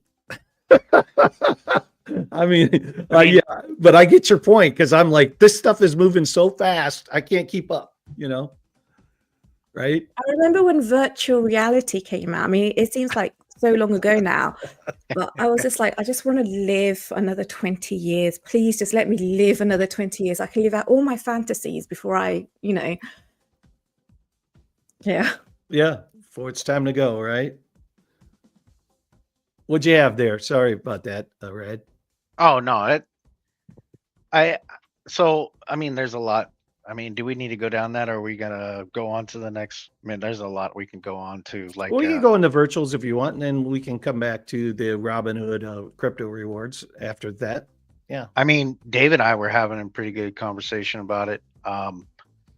These things now, I mean, they can talk to each other, right? And that's what I'm glad the other day somebody kind of talked about swarms, because swarms is, and he brought up a good point, and that's a bunch of AI agents working together, but it's not really the number of AI agents that matter. It's the vibe that the AI agents are kind of putting out, right? You can have one goal. You can say, hey, let's put more positivity into Twitter by releasing more positive posts. And all those swarms of AI will all do that, put that positive post out together, and they'll start interacting with each other. And I think that's humongous for the AI agent sector to accomplish. And these things, they're going to have wallets, they're going to be employing people, they're going to be spending money, and all this is going to be controlled by these goals that are set by whoever's creating them, right? So the big thing is, the big thing for me, and I'm still researching this right now, but the big thing is large language models. I mean, how many companies out there offer LLMs, right? There's only a couple, really. So in that aspect, the large language model is centralized in that aspect. But the decentralization comes from the many AI agents that are already circulating, right? So we'll see how this whole narrative pans out. But yeah. Retro Mike's down there talking about that. We already have Cass Maxi Shilling. We don't need AI. That's right. It's funny because I do remember, Mike, you've been around a long time. I remember you over in those other chats a couple years ago talking about Caspa. I think probably RMT probably is the one that first exposed me to Caspa, to tell you the truth. DDT, good to see you up here. Like, we're going to good evening. We got Mike on real quick. I mean, he's been added to the stage, right? Where is Mike? I'm here, Billy. Can you hear me? Yeah, I can hear you just fine. Yep. We got him on stage. Okay, yeah, we got you on stage. Give us a second, DDT. We'll get into some charts. But Mike, what's going on, man? Good to see you. Not much, buddy. I talked to you this morning quite a bit. Just thought I'd hop on real quick, say hello to everyone. Yep. So, Crypto Princess. So, Mike's OG around the spaces. He's a mod about everywhere as well. I think he and Alexandra G are like in everybody's communities. But he was talking to me this morning about security and safety, and I was like, yeah, man, that's a great topic if you want to come up and chat about it a little bit, because I think it gets forgotten on a lot of us in the space. We forget, or we never developed habits that were truly safe habits that protect yourself. So if you want to go over that stuff, Mike, feel free, bro. It's a good topic. Sure. I'll just cover a couple things. Probably the big one that everyone can do right now that they don't do is with your cell phone provider. If you use crypto on your cell phone, you can download your cell phone provider's app, go in and lock your phone. So that way you can't be SIM swapped. And I think that's a real big one. There's a lot of us in this space that has had that happen to them. And it's just an unknown thing for most of us. There's quite a few other ones, Billy, like we talked about today, but I think that's one of the ones that everyone can do very, very easily. Yeah. And when I was talking to you, I'm like, look, there's stuff on my phone that I've in the settings, whether it's the Verizon app over here or in the phone app itself. Like in the phone app on Apple phone, you can lock it, but I was like, I'm not going to touch that button. I don't want to lock myself out, right?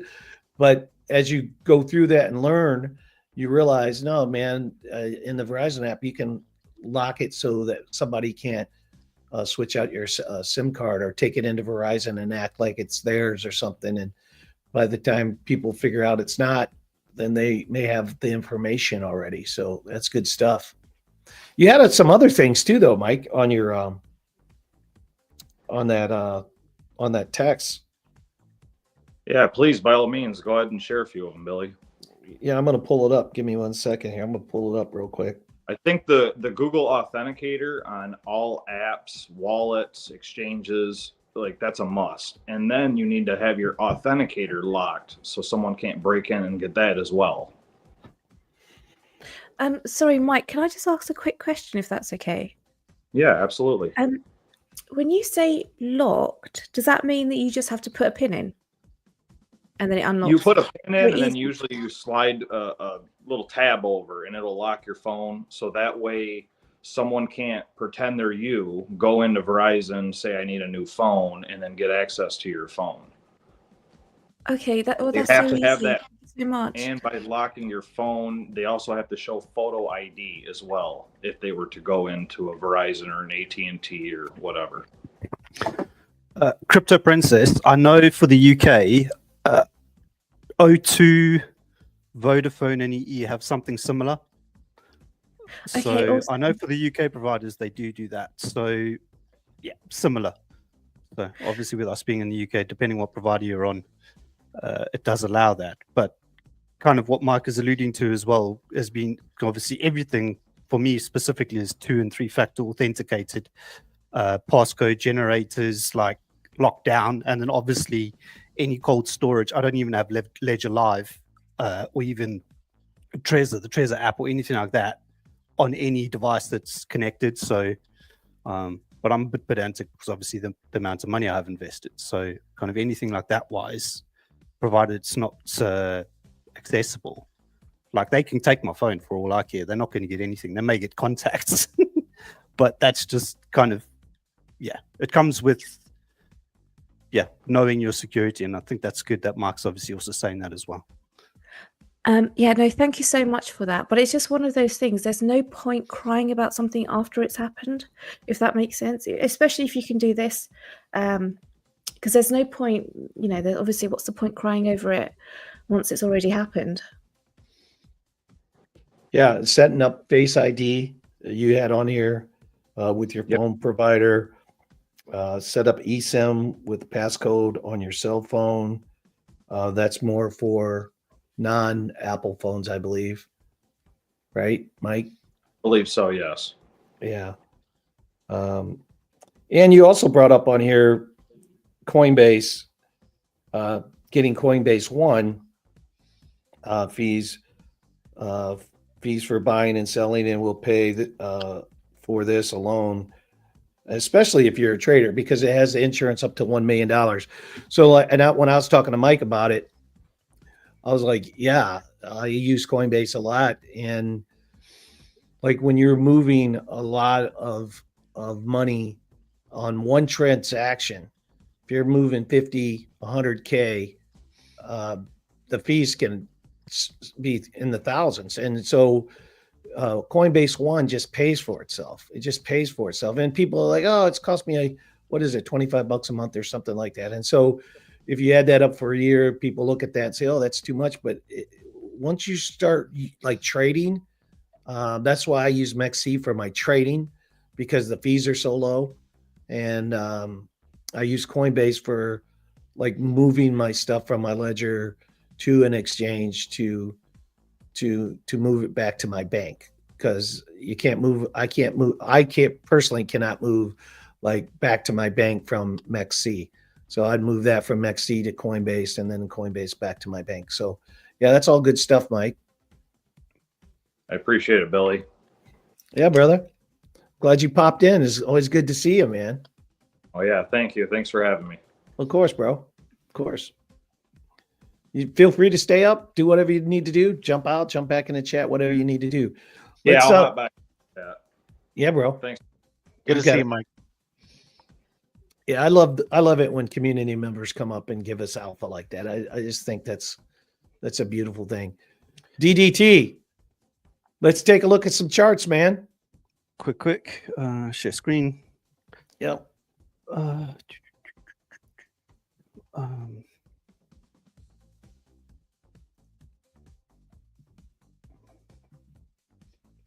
I got a black screen.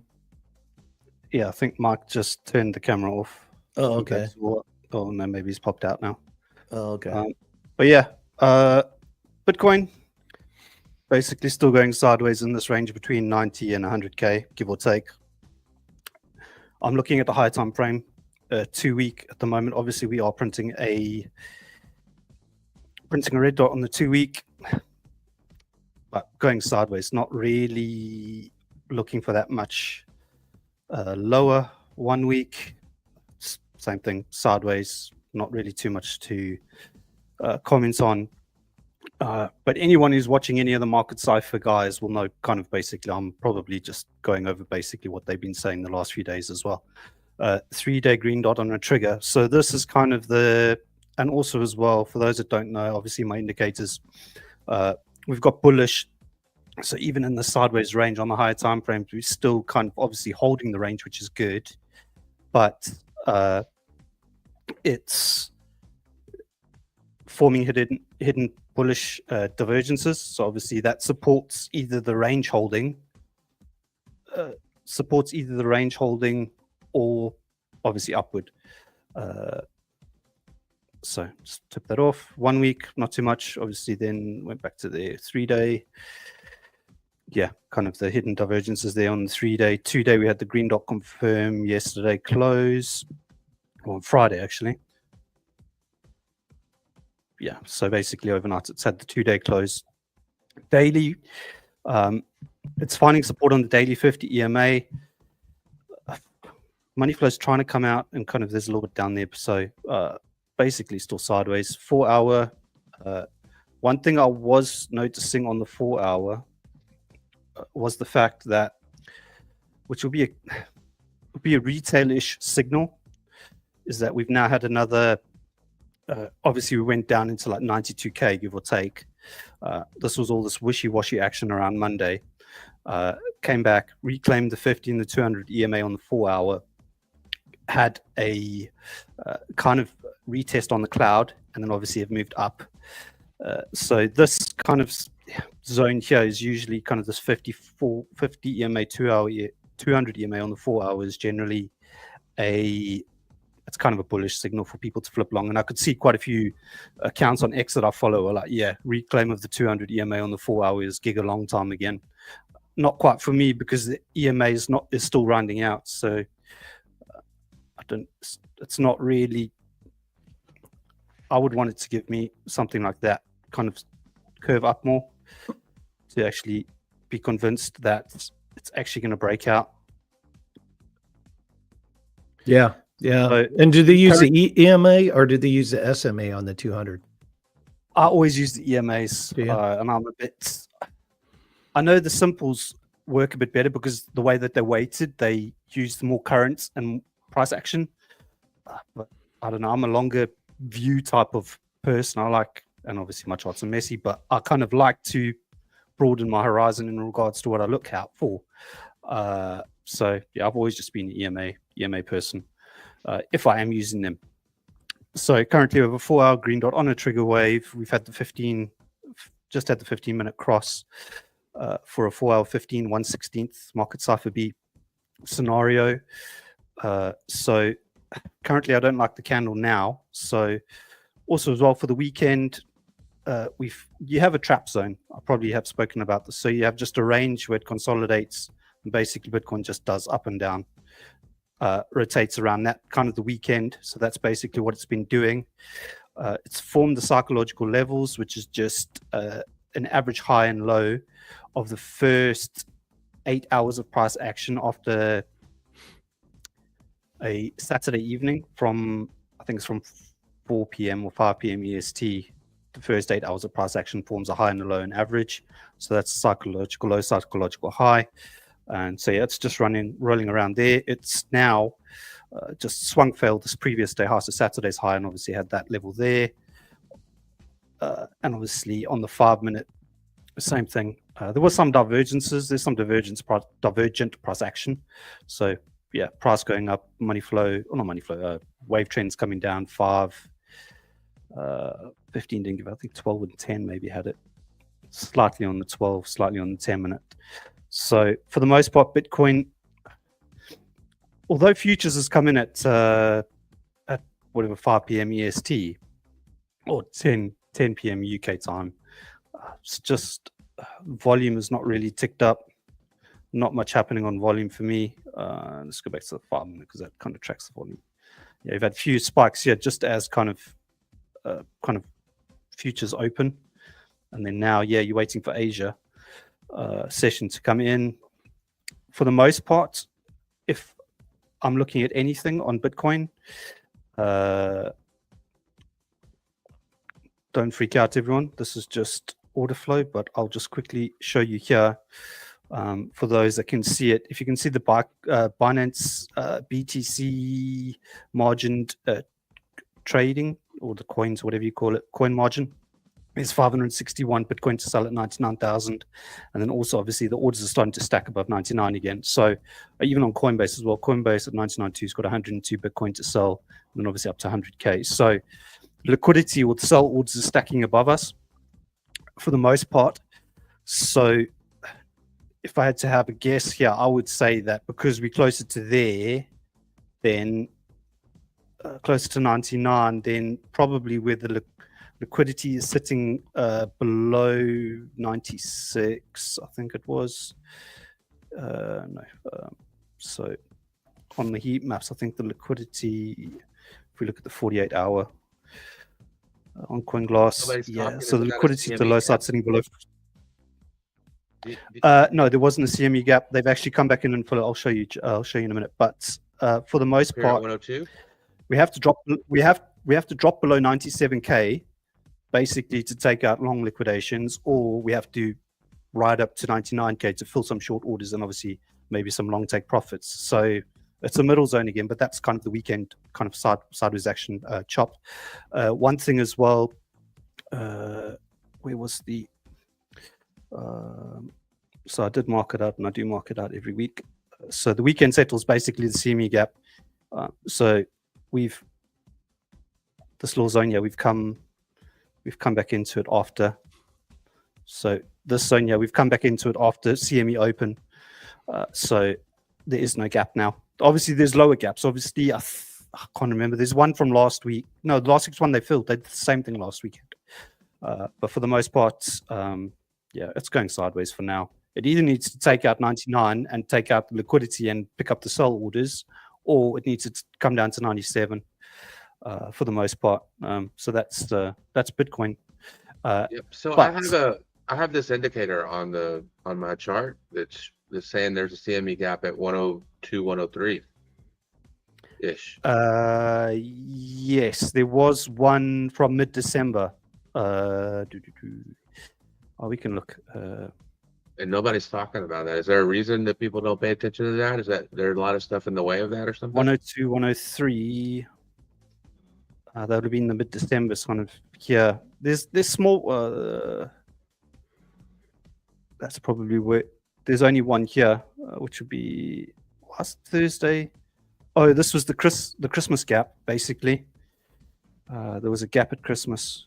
Oh, there was a gap from when it opened on Thursday again after Christmas. What's that price right yeah. there? DDT. What's There's that price? This is on the CME chart though. So on the okay. CME chart, it is it's this. I think that's what Dave is talking about.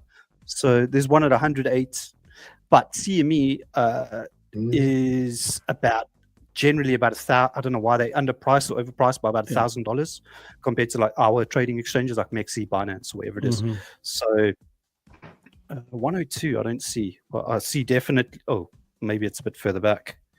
I see that one at about 100. Nah, I don't see. It's about anything Christmas at- time is what it looks like. I can't really. I Yeah, don't know how so to read that. But if you look behind me, It'll be at about 102 on our charts, give or take, but it's at about 100. Say about 101 on the CME chart. yeah, that's probably it. Oh, I did have why did I have a CME gap low there? Was that? No, they took it out anyway. Before Christmas, there was a CME gap at 100, and so before Christmas there was a CME gap in this zone here, and obviously I had the CME gap low because obviously we dipped below, it came back in and filled it. So there isn't, or kind of obviously we're above it and came back into it actually. So for the most part, it's no real CME gaps apart from that like 77k one or wherever it is, the low CME gaps at this point. One thing that obviously everyone is batting on about as well is Bitcoin dominance. It's taken a nice dum-si-do, so that's good. It's given Alt a bit of a run over the last few days. So just hide all. So yeah, so that's kind of why. But for me, I still think we need to put in a proper lower high again, around 57, 58. And I'm always the bearer of bad news. I don't think we're ever going to get there again, is my own worthless opinion. I really don't. And one of the if triggers. the election thing holds true, we can't get to the 50s again, right, Billy? Yeah, I mean, the Bitcoin dominance is being driven by the institutions like Breakout and stuff. As soon as they come in, or Saylor comes in with his kamikaze buys the whole time, yeah, then that's like basically why Bitcoin is pumping, because it's not retail, it's not us small prawns with yeah, not big bags really. It's Saylor, right? So, Michael Saylor, and institutions and the big buys Yeah. for sure. I just think that part of mass adoption, though, this year or last year was different than some of the other bull runs, right? That you just have so much money coming in holding that up, right? I don't know. I just like, I'm more of a fundamental guy in that, hey, it's just like the 4-year cycle. The 4-year cycle is intact until it breaks. And when it breaks, we're all going to know it broke, and we're all going to change our paradigm. It's kind of like this. I don't see it getting that low. Not to say it can't. I'm saying my probability curve in my own mind is I don't think it's going to. Just putting it out there. I could absolutely be wrong. I've been wrong on so many things. I can't even keep count. But I'm basing it on the historical data, not just an opinion, right? And it says that we've never revisited election day lows. So we went back and back tested that. We never revisited election day lows. It just never happened before.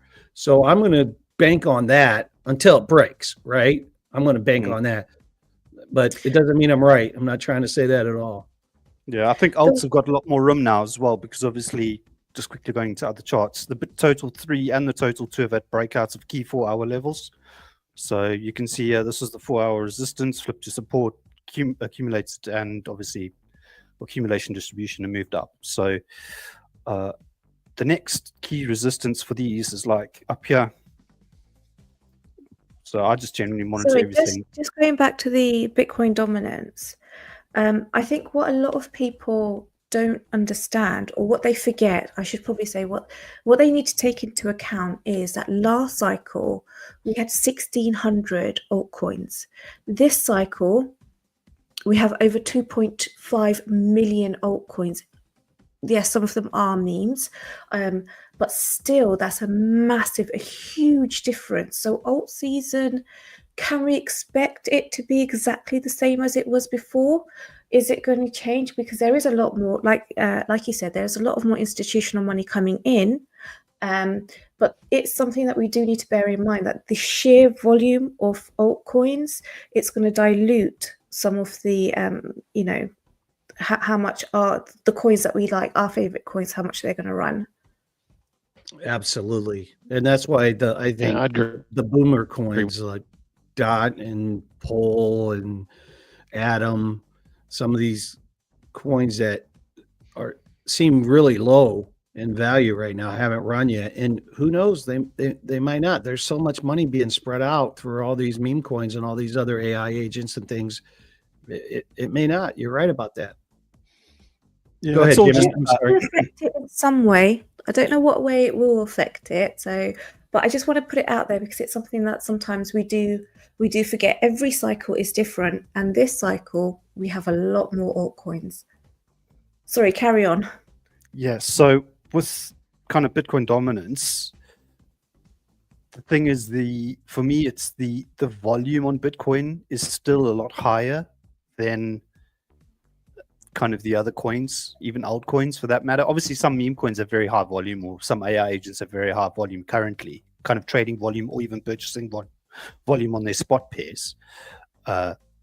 So with tracking that type of thing, you obviously are looking at the narratives. So I've been trading meme coins, I've been trading some AI stuff. Kind of, you want to trade what moves and you want to buy what moves, right? Ideally, you don't want to be sitting in dead projects, but obviously as well, what some investors or some traders or even crypto people will do, they'll just spread the risk. So you'll throw, like, hypothetically, depending on whatever you have to, you do, like, spread your risk over 15 coins. If 2 coins make it, obviously you make your money back, hypothetically, right? So that's the type of thing. But what I'm doing, and kind of what I've been a voice for, probably, is I want to be in projects that run, and I want to be in projects that kind of outperform. So I do have kind of the older coins, say ADA. I have a little bit of Matic. Can we pull up ADA DDT? So, yeah, I can have a look. So the older coins, or kind of coins that have had more than one cycle, yes, they can move. But I'm kind of going for the new shiny things. But the new shiny things also, there's certain criteria that I use to get into them. It's not just kind of thumb suck and throw sand in the wind and hopefully you'll get your 10x on it. There's method to madness, obviously. So that's why narratives are so important. Yeah. So this is the thing. With obviously the meme coins running now, meme coins having run, you want to follow narratives, and it's kind of something that I've been saying. Concentration. So hypothetically, now I've probably got like 4 or 5 coins in RWA. I'm obviously still looking to get into AI, but obviously it's kind of early for AI. You can get in on some low caps with low-ish risk, depending on your tolerance, to kind of make up for the lost time or getting in a bit later. Where's ADA? Did I have ADA in my trading gap? And just so everybody knows, we're about 5 minutes out. It's already been 2 hours. See how fast it goes when you're having fun? Let's see. So while you're doing that, let me say hi to Ninja. Good to see you, Ninja. I don't think I said hi to you earlier. Who else we got in here? Dutchy, good to see you. All set. Crabman, Crypto Crabman, real OG right there. Great to see you in here. Thank you for stopping in. Who else we got here? Jesse, Ninja. Yep. Quite a lot of these coins look exactly the same as Bitcoin. Came into the 50 EMA on the daily, distributed, and then obviously caught bids as soon as it reclaimed the 50 EMA on the daily time frame. Obviously daily also as well. The market cipher B momentum waves had bottomed also in this accumulation, which is usually a good sign. You don't want it as it bottoms. Obviously you may get the red dots that will drop it, but it basically held. What was the weekly doing? A lot of these alts as well, same with Bitcoin, you can see like they had red dots, and the weekly red dots have not done much, maybe 2 to 3%, or obviously it did a lot. What did you hear? 20%. But for the most part, look, it's regained that 3-day 4 hour for the most part. Sorry, I don't know if I have all my previous ranges on here. Probably have a lot. It's all right. I just threw it on you last minute. So we just have this range up here. Let me just hide the indicators, make it a bit neater. So there's this range here. I'll just mark it out from previous highs. So this fixed range volume profile, it's now reclaimed the POC, which we had basically at about 109. It obviously dipped below 109, which would have been, I think, this retracement into the, probably, yeah, it was kind of close to a local golden pocket retrace on the daily, or on the 4 hour at least. So it held basically you can call it a local golden pocket 786, depending where you pulled the Fibonacci from. It's now reclaimed that. It's looking as if 4 hour, 8 hours, just going to start get some higher dots. Yeah, money flows probably say more sideways because it's red. Higher time frame money flows moving up. Locally, obviously dollar's the key level on it, so that would be the key level it's holding there. So 105 at the moment would be its key level to hold. Structure wise and kind of on the daily or even 10 hour, so just hold that. Where I think it might go, its next resistance up here where it hasn't got to yet, so 115.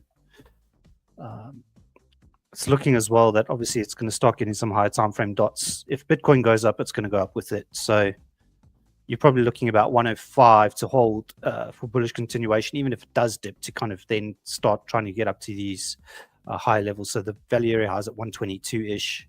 So it's pretty much sideways, but it's following Bitcoin. It's very similar to Bitcoin kind of candle and kind of structure wise. So yeah, you would think it's probably the same thing, either sideways down, take up some liquidity, or pick up some more bar orders and go up based on like the January seasonality, kind of the altcoin season that everyone's hoping for. If that is kind of the consensus and what's actually going to come to fruition now, then I would expect maybe if it is going to retrace, maybe it kind of stay somewhere in this range here. We don't want it to drop lower than, we don't necessarily at this point want it to drop lower than between 105 and 107. And then obviously first upward target would be 122, or between 119 and 122, I would say.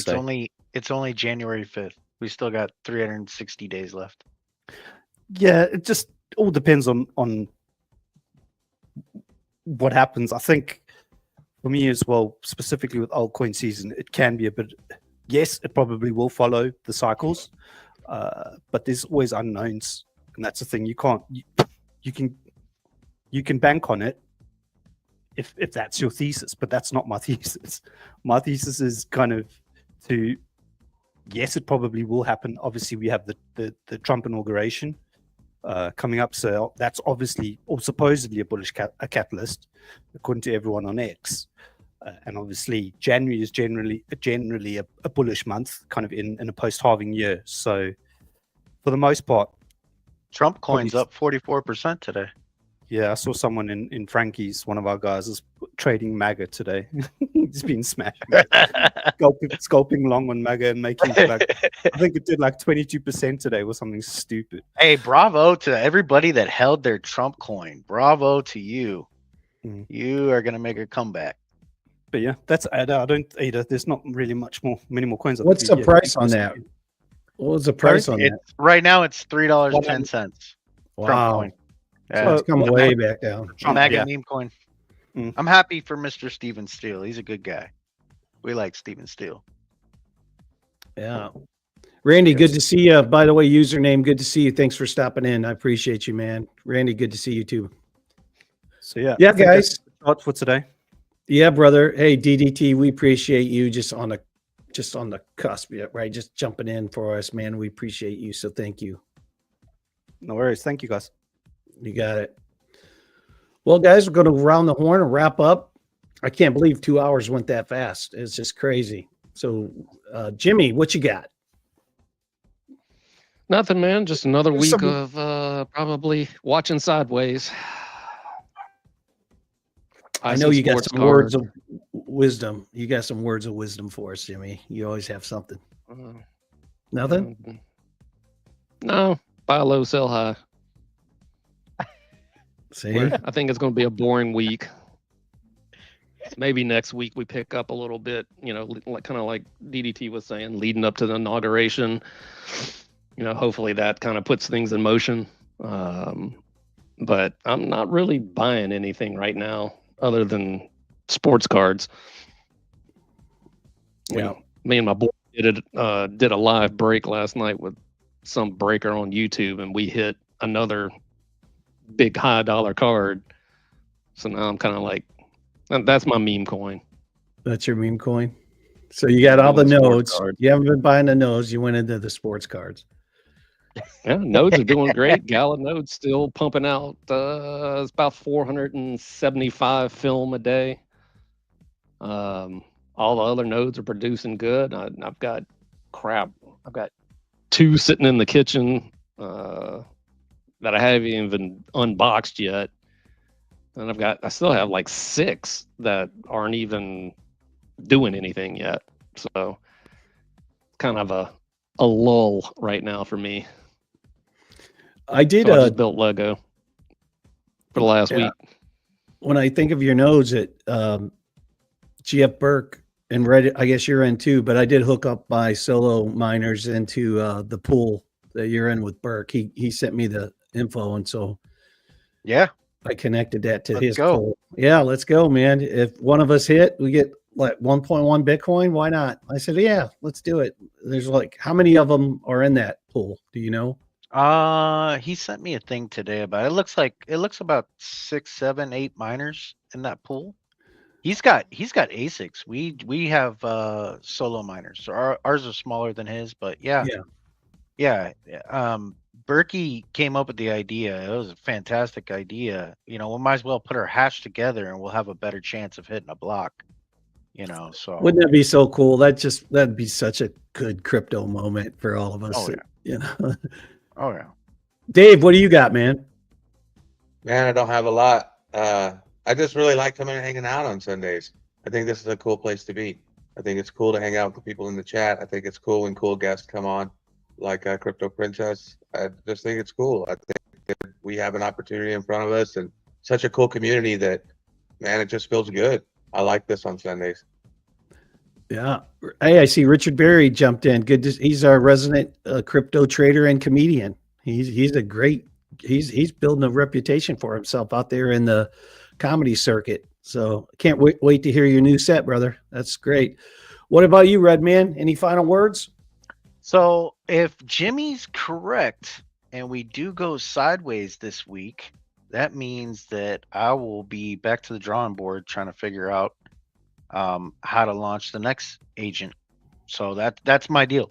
That's my deal right now, is to learn. And I'm like Crypto Princess. I got in for the tech.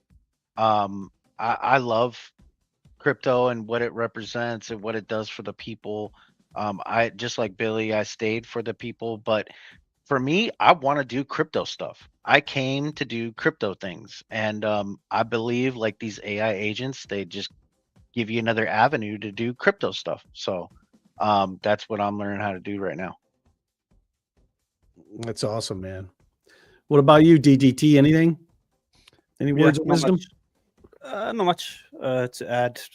I'm also thinking, my hope is that they swap that liquidity just below 97K on Bitcoin. So yeah, that's kind of what I'm hoping for now.